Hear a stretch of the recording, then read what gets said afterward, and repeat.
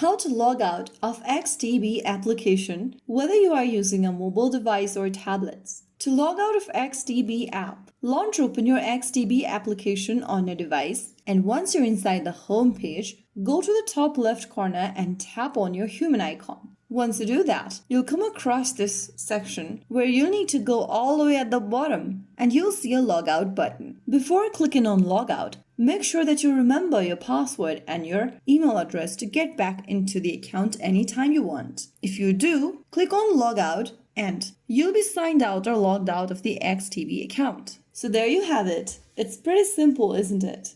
Always log out after using XTB on shared devices. If you've enabled two-factor authentication, you'll need it when logging back in. So that's how you easily log out or sign out of XTB app. If you found the video helpful, don't forget to like, share, and subscribe to our channel. I will be back again in the next video. Thank you for watching.